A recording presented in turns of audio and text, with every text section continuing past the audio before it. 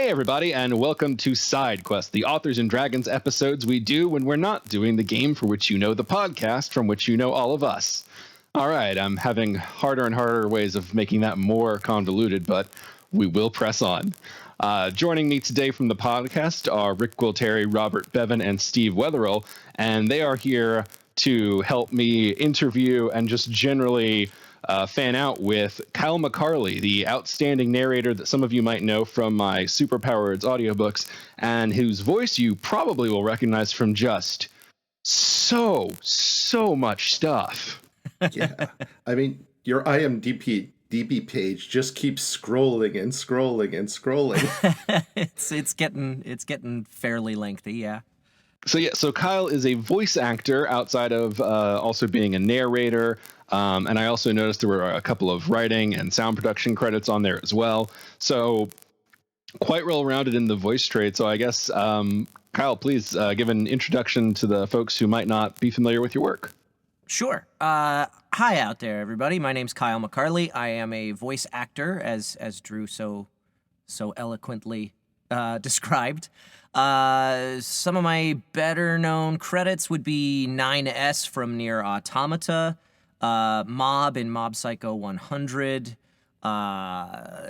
Alm in Fire Emblem, the Gatekeeper in Fire Emblem Heroes. That's that's one of my, for some reason, better known roles. Let's see, Mikazuki August in Mobile Suit Gundam Iron Blooded Orphans. I am Shinji Mato in Fate Stay Night, Aoba Kuronuma in Durarara, Watari in Your Lie in April, and other things. Those are just a couple highlights. And then the big one that I've got coming out real soon. I'm the voice of a character named Simon in Infinity Train, which is now on HBO Max, and Book 3, in which Simon plays a very prominent role, is releasing on HBO Max, or the first, I don't know how many episodes are coming out, I don't know, but something is coming out on HBO Max tomorrow from the time that we're recording this.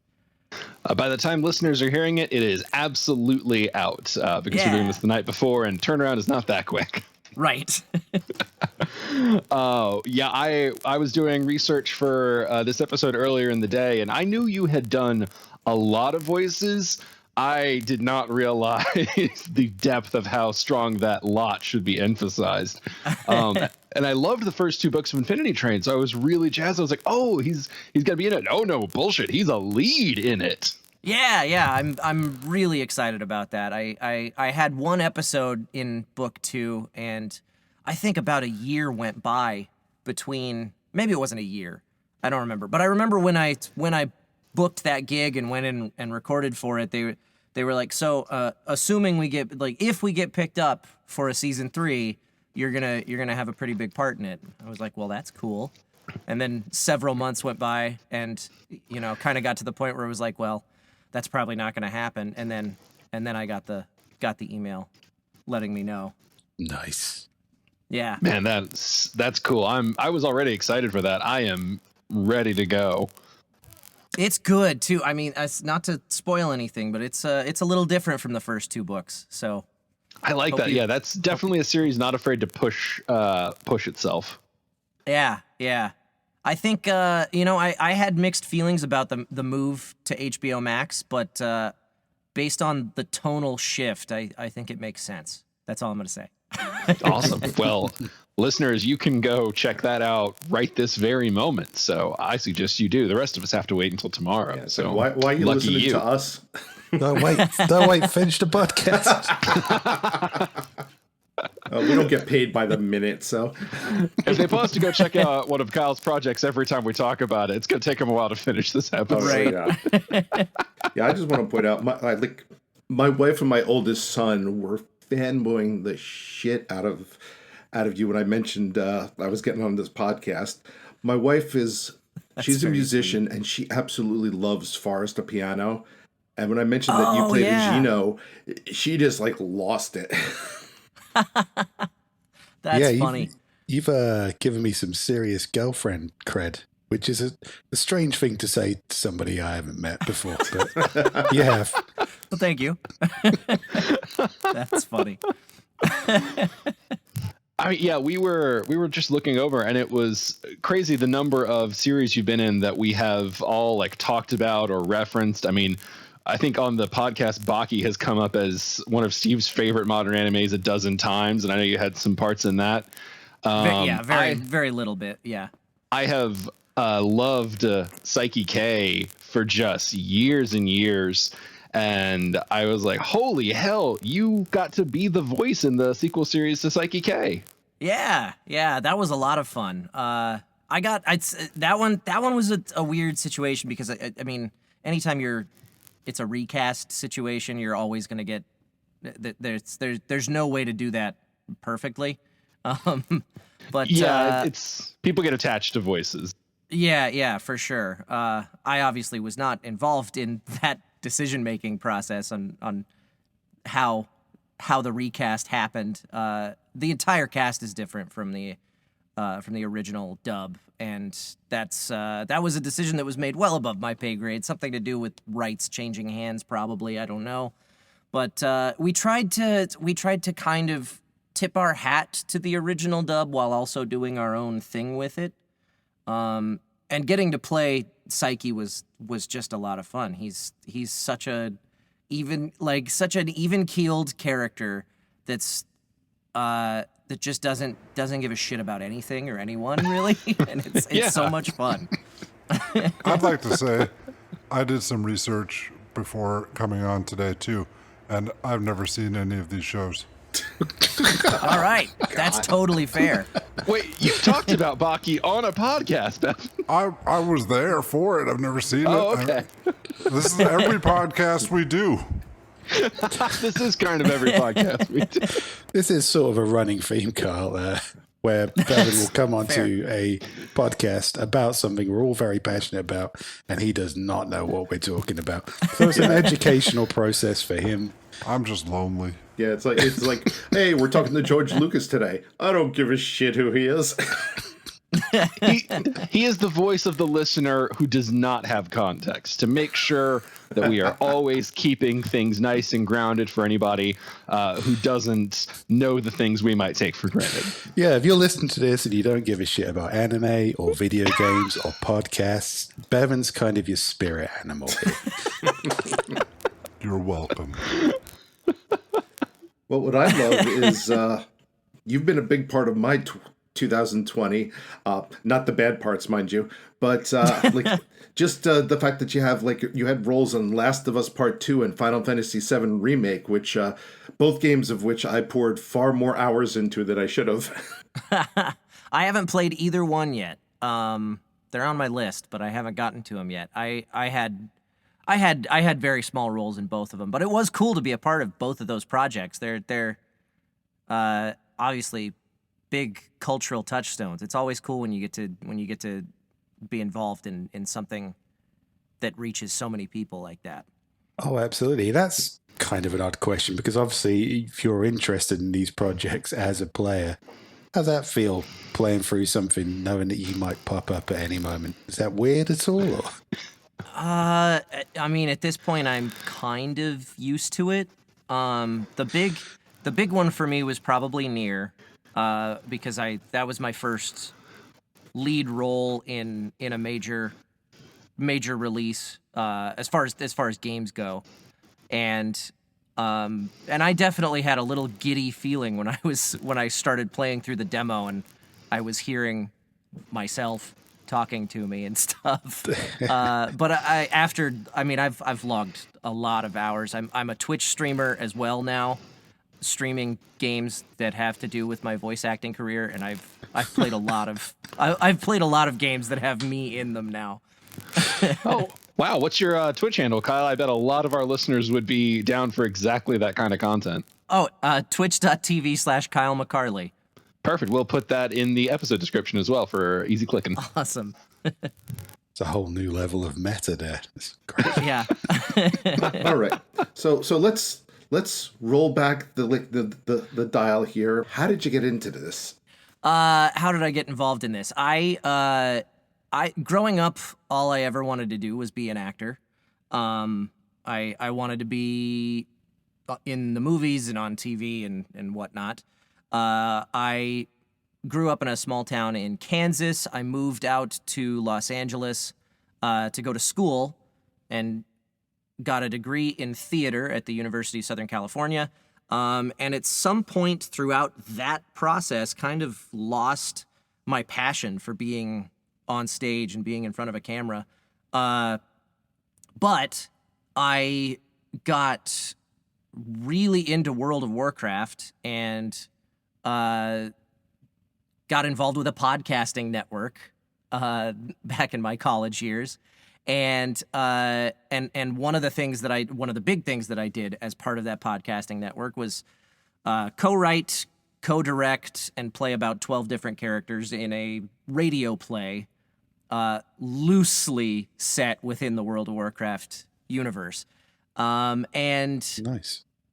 so after about a year after graduating from college and saying that I was an actor, but not really doing anything to pursue it, to actively try and make that my real profession, I thought about the radio play and was like, that was a whole lot of fun. Maybe I should go take a class in voiceover and see what that's all about. And I did, and I fell in love, and I just decided, you know what, this is what I'm going to focus on. This is the only type of acting I ever want to do ever again.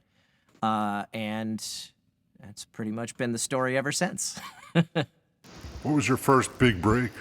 Oh, first big break was arguably Durarara as Aoba Kuranuma.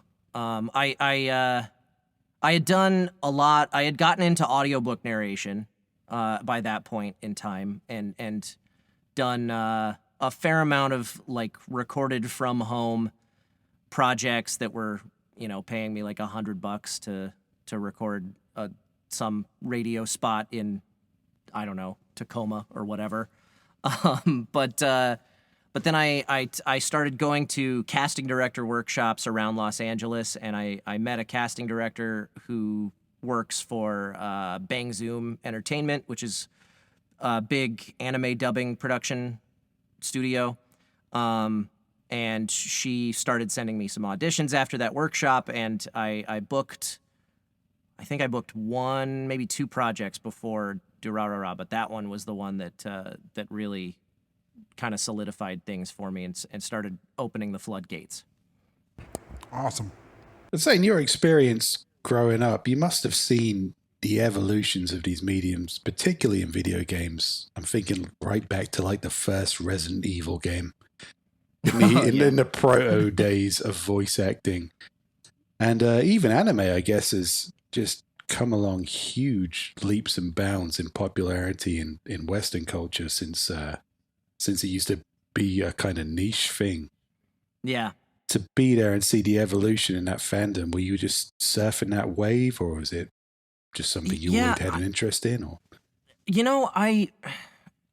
I feel like I always wanted to do, like, there was always something in the back of my mind that was like, it'd be cool to be part of a cartoon show or something while I was wanting to be the big shot celebrity movie star or whatever. That was always something like that'd be cool to do on the side or whatever. But I didn't really think about video game voice acting and certainly not anime as a kid, even though I was consuming some of that media. It's just not one of those things that you really focus on, at least not something that you did focus on back in the 90s and early 2000s. I do remember taking note of the acting in Final Fantasy X. That might have been the first video game I played where I was like, oh, hey, there are actual performances happening here. This would be fun to be part of this.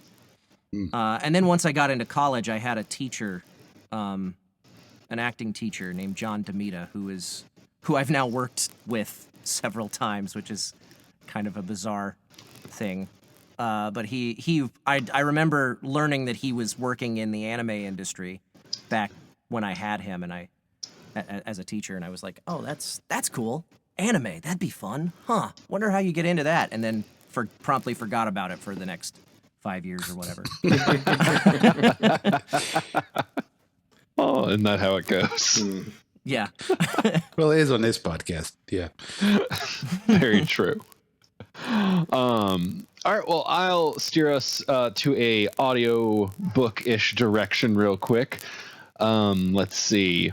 Oh, I did want to call out. I noticed when I was reviewing your audiobook catalog, you did one of the Myth Inc. books by Robert Aspirin, which I thought was really cool. I always loved that series. That was a big fan of that and an influence on me. So I just thought that was a neat one. All right. I only allowed myself one superpowers related question for this interview because there's just so much of your catalog to cover. But I knew our listeners would be mad if we didn't do at least one. Oh, yeah. We got to talk about it. So for anybody who's not familiar, Kyle did superpowers year 1 through 4 and Corpies, which was just a tremendous amount of books, words, chapter, however you want to measure it, it was a lot. Oh, yeah. I did the math on it at one point when I was in the middle of recording year 4, because that one is, I mean, by itself, that one is massive. But I went and looked up on Audible what like the longest titles were, and I think I found that if there were a compilation released of years 1 through 4, not even including Corpies, but if there was a compilation released of years 1 through 4, it would be at the time, it would have been the single longest sci-fi and fantasy title on Audible. And I think the third longest or second longest in total. Like, it's hard to beat the Bible. The Bible always swings a lot. No, of and hours. it would have beaten the Bible. Come on, Drew. Yeah, try harder. We're not surprised. You start Superpowers 1, and then your kids graduate college by the time you get to 4. I always tell people year 4 was 30 minutes short of War and Peace, and I'm always a little bit annoyed at myself for that. Yeah, man. Fuck War and Peace. I couldn't have added one more chapter. Oh, man. So the question I just wanted to ask you, you did so many voices for that series. Like, when I was originally pitching it out as an audiobook, I truly thought they were going to have to get multiple people just because the cast was so big. Fortunately, it turns out someone with a massive character background was the way to go. But I just wanted to ask you, were there any that stood out to you as particularly harder or easier, more natural, out of just the glut of voices you had to come up with for that? Gosh, and it's been a minute, so I've got to think.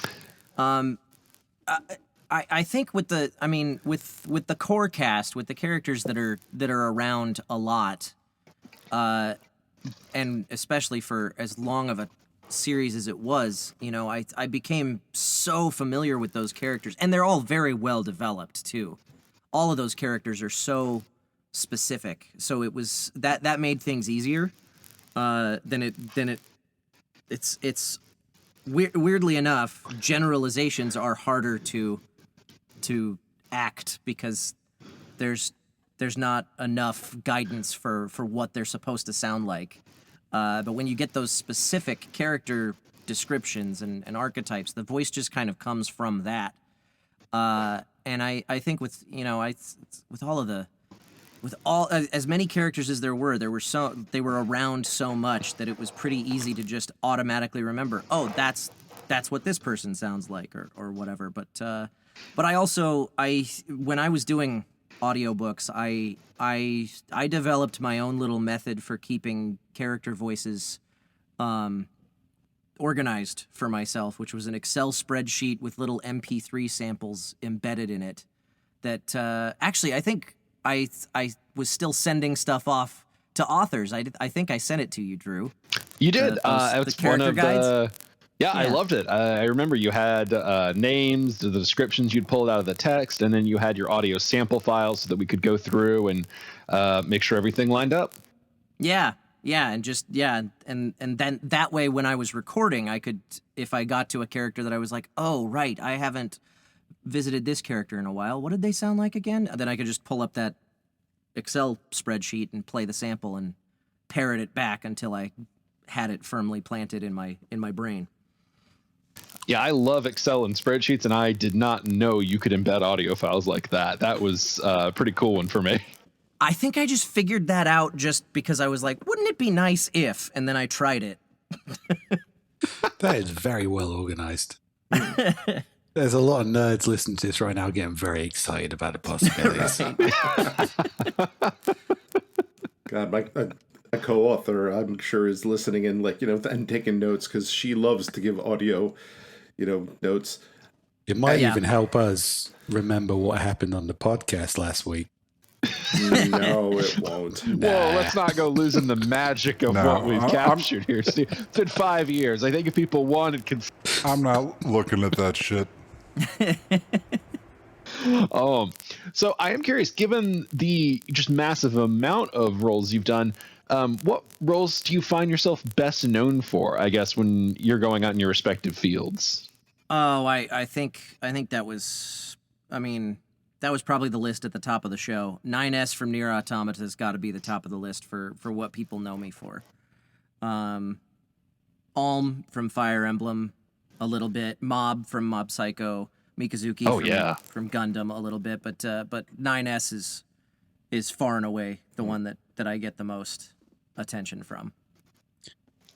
I have a follow-up question to that.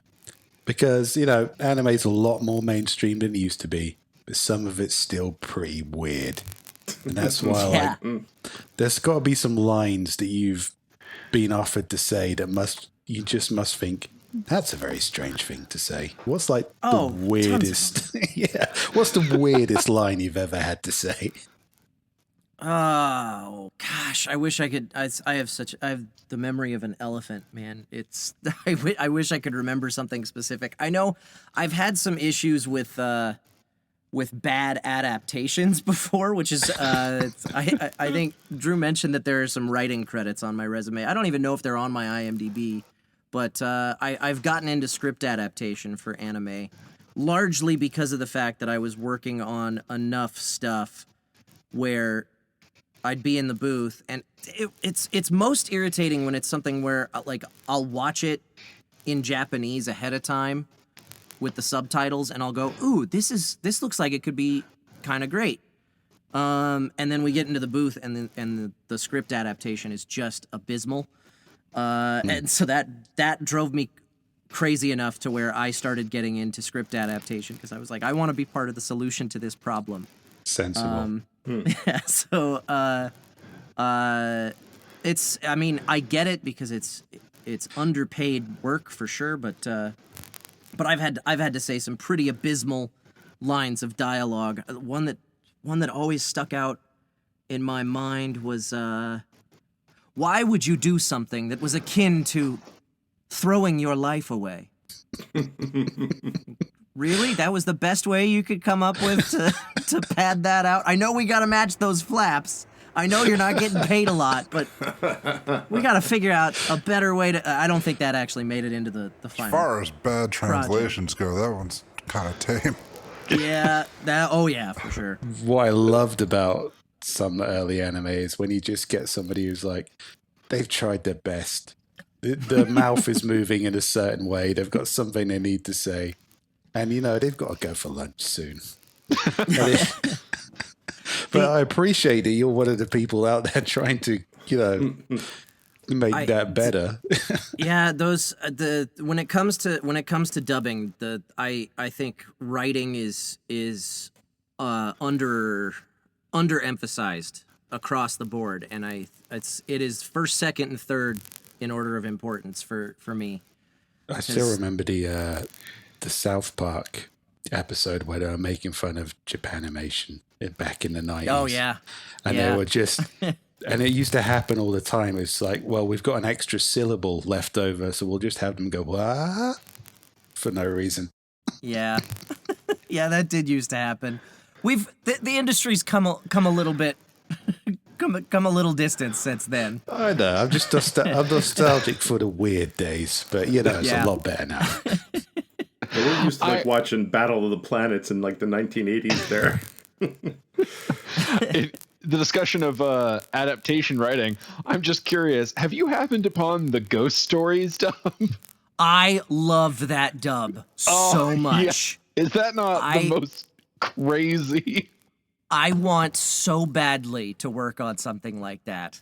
It's such a rare beast because the story behind how that dub came into existence. For those who don't know, please go check out Ghost Story. I think the whole dub is on YouTube, pirated, but it's also on Crunchyroll if you want to go the legal route. There you go. There's an official. Yes, go to Crunchyroll, please.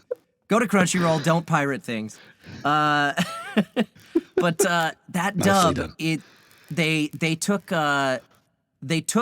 the original animation and they kept the original names and threw out everything else from the original translation and just made up their own thing to fit whatever was happening on screen.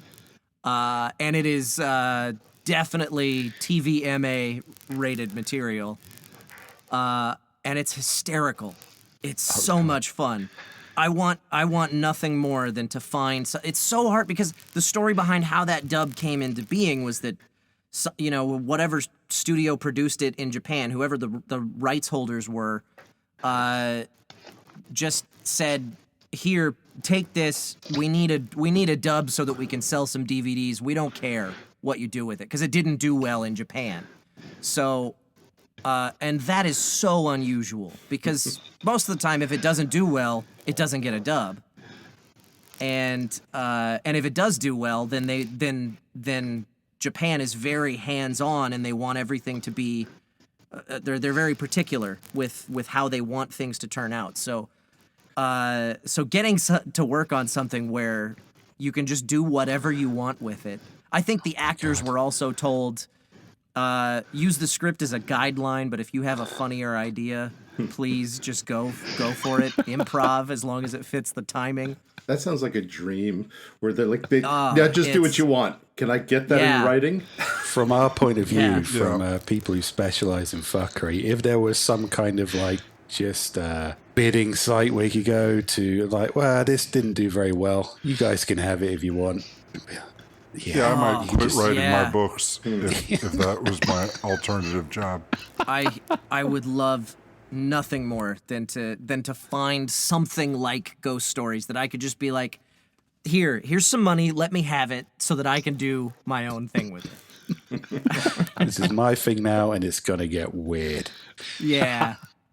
Well, speaking of weird, obviously, anime, video games, all of this stuff, probably to a lesser degree audiobooks, but these are known for having really rabid fans. So my question is, what's the best fan interaction you've ever had, and what's the worst? Okay. You can skip the worst one if it's too awkward. No. That's unfortunately, those are the specific stories that you remember. That's why I asked.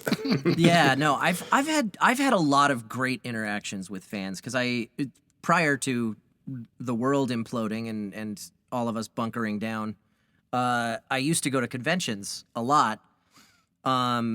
Mostly anime conventions, some general geekdom conventions that people were bringing me out for. But my favorite thing about doing those is because I kind of like to mix it up when I'm going to the cons and do a mix of programming where I get up and do some sort of a panel, whether it's with a group or I'm making a game show happen or something. Like I like to do that stuff, the flashy whatever stuff where I'm talking to a big group. But my favorite thing about going to cons was sitting at the autograph table and getting 5 to 10 minutes to talk with people as they come up to get something signed.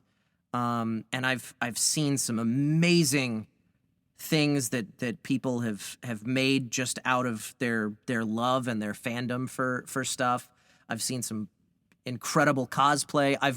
I'm sitting in a room right now where I've got fan art pinned to all of the walls because fans have come up and handed it to me over the years. And every time one of those interactions happens, it's really special. I've had people give me letters where they're like, I was going through a really tough time, and then I played through Nier, or I watched Mob Psycho or whatever, and it really helped me get myself back on track. It helped keep me sane during a time period when everything was terrible in my life. And that kind of stuff is just really moving, that they felt not just that they felt moved by something that I was a part of, but also that they felt so inclined as to let me know that I had some small part of an impact on their life, is always just kind of a surreal realization every time one of those conversations happens. And then as for bad interactions with fans, I've had a couple people who have, I love and I appreciate, I respect passion. Some people have a hard time recognizing boundaries. I've had I don't think I've ever had it happen in person at a convention where it was really uncomfortable, but I've had a couple people like on Twitter or come into the Twitch chat that have just started asking me to say things for them or tweet things back to them that they just really shouldn't ask for. Oh dear. I'm just imagining most of Twitter. At least not until Kyle has an OnlyFans account. No, I do not have an OnlyFans. Well, maybe consider again. What? Yeah. I don't know. I will say though McClarey that with two Y's. I will say though that I mean I've had a couple of those bad interactions. It's so much easier for me though than it is for women that are in this industry. Yeah. I have a lot of friends that like it's bad. There's this one guy on Twitter who has made it a thing for like the past 10 years or something, where he will periodically just create a Twitter account that is designed to imitate some actor or actress's Twitter profile, and he'll like change a lowercase L to a capital I or something in the Twitter handle to make it look like it's the same thing. And then he'll just start sending pictures of that actor's character's butts to other actors and casting directors on Twitter. That's his thing. We call him Butts Guy. Oh my god. Yeah. I mean, it shouldn't be funny, but it is. I'm sorry. It's funny until you think about the fact that like, what if somebody believes that was if a casting director sees that and they think that it's from the actual person, you're hampering people's careers. That's a good point. Yeah, I didn't consider that. I mean, it's just it was ludicrous enough to make me laugh, but no, it is. It's ridiculous. And I've seen people asking, like, I saw one the other day where an actor got a request for, hey, can you, because they're doing Cameo or something, where they do those voice recordings or video recordings or whatever that fans pay them to do, and they got a request where they were like, hey, can you hold your foot up to your face like it's a phone when you record this message? Because it's just really bizarre stuff. Take off. Yeah, that sounds like a full-on fetish request. Yeah. Mm-hmm. Which, For I mean, sure. I guess if the person has a payment option for that, but, Right. Yeah. It's physically challenging as well. I'd want some danger money for that. Yeah. This is why you need tiers. This is why you need another person who can like hold their foot up off screen. I see Yeah. you're already thinking I'm outside not the that box there. flexible, but Yeah. Yeah. I have a price.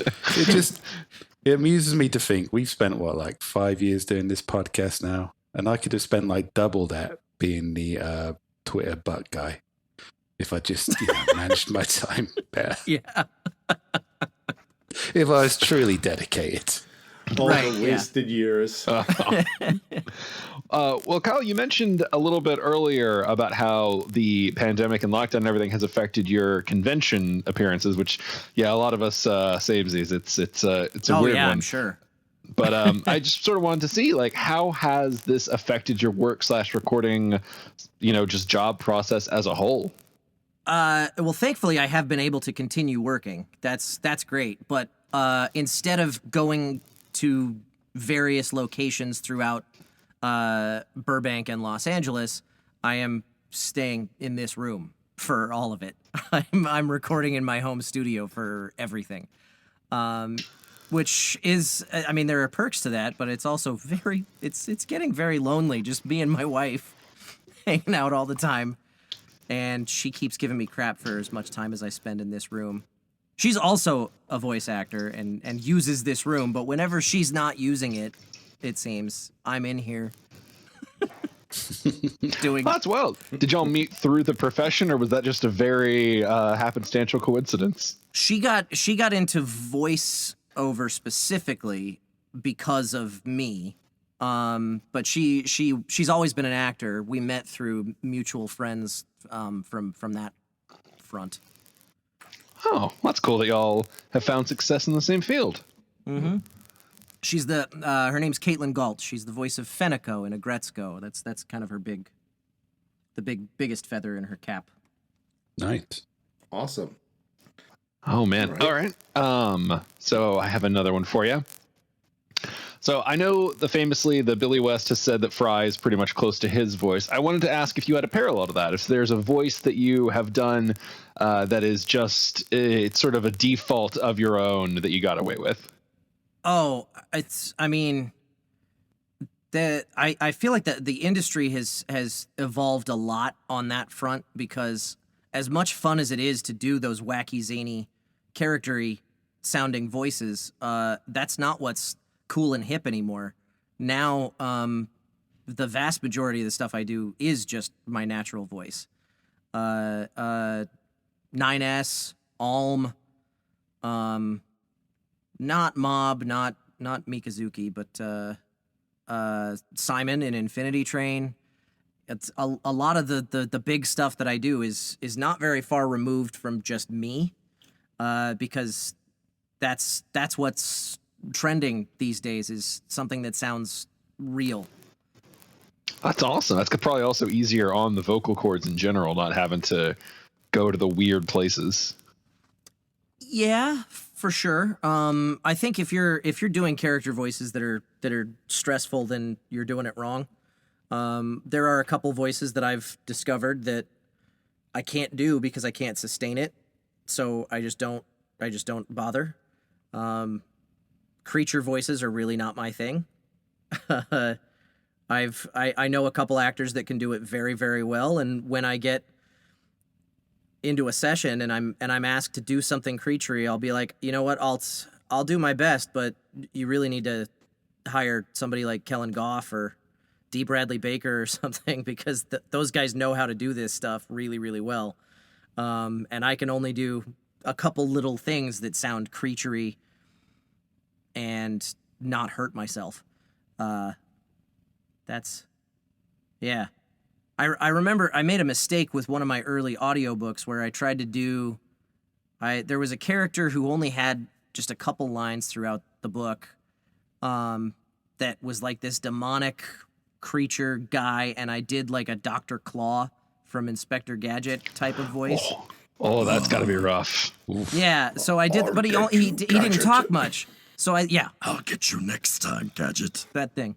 Frank Welker, man, the man is a legend. Yeah. I did that kind of a voice for that character for just a couple lines, and then he came back in the next book in the series and had a much bigger role, and I really, really regretted that decision. So I don't do that anymore. We actually had a narrator on an earlier episode tell a very similar story about one of my books. Oh, Okay. man. So, I mean, let's be honest. You have an awesome job, but even the most awesome dream job on the planet is still work. We all want to get paid and stuff.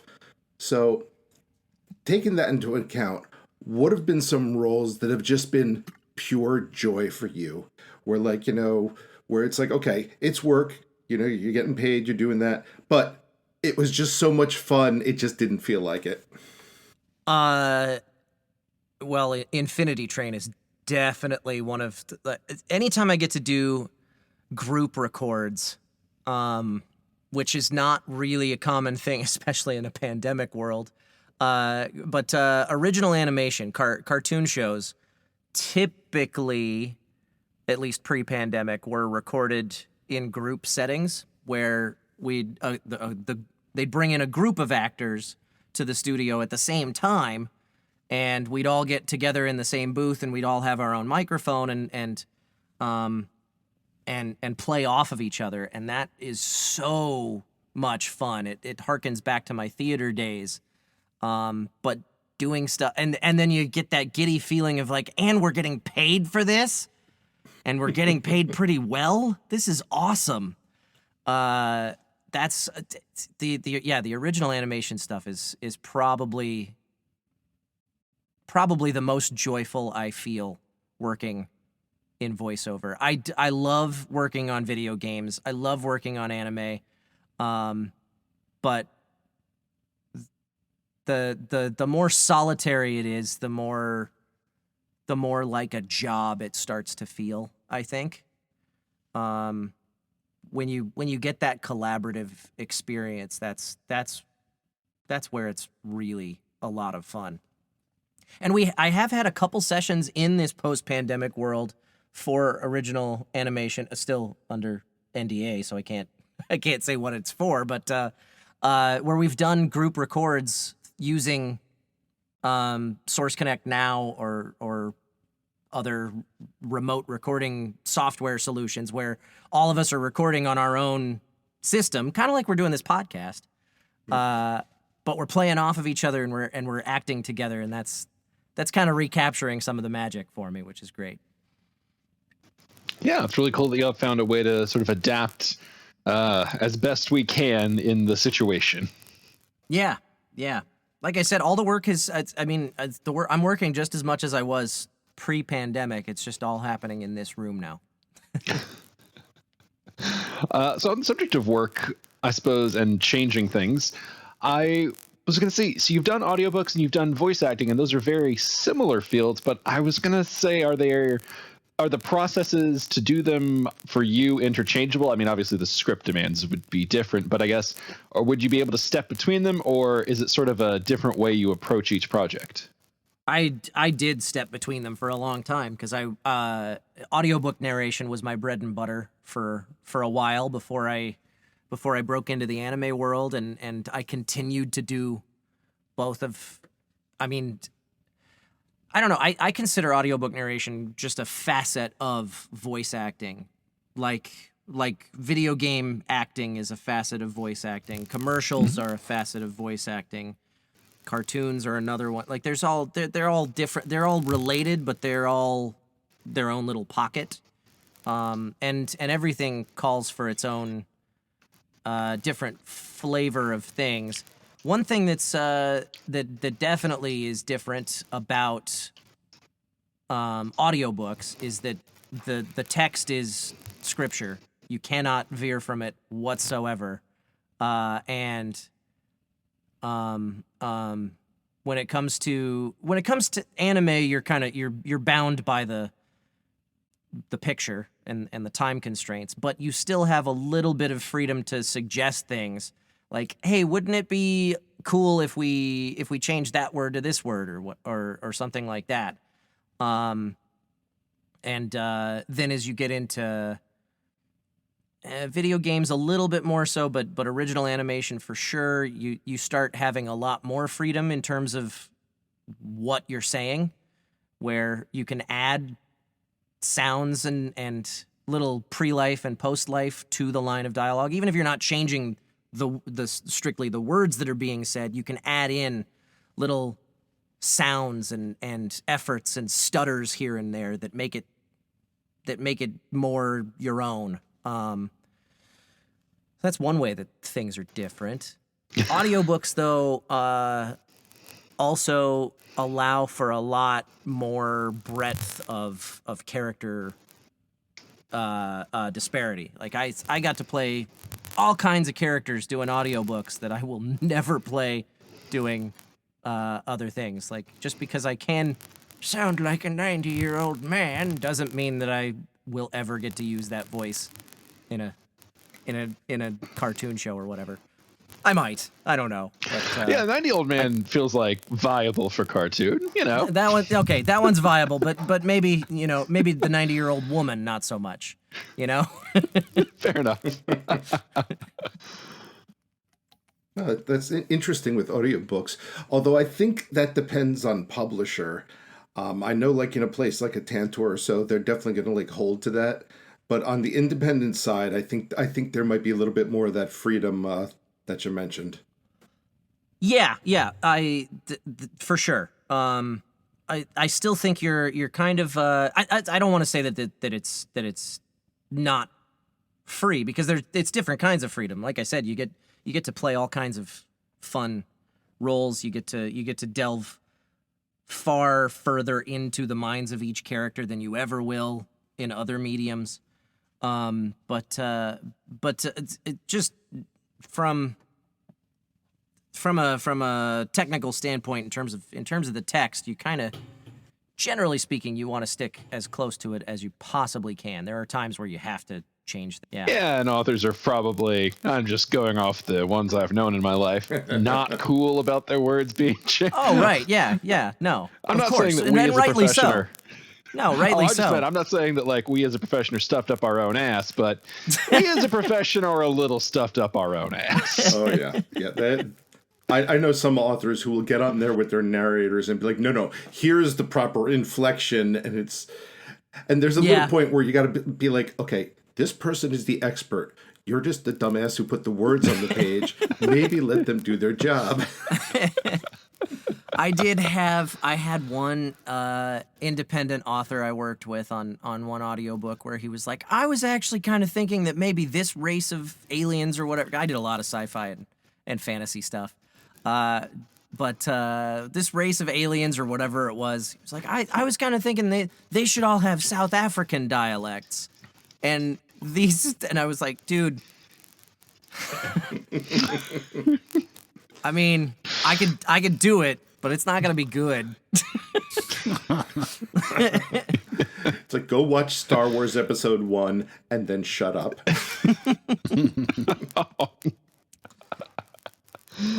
A swift but effective comeback. Like, how about they're all British instead? Does that work? That's a lot easier.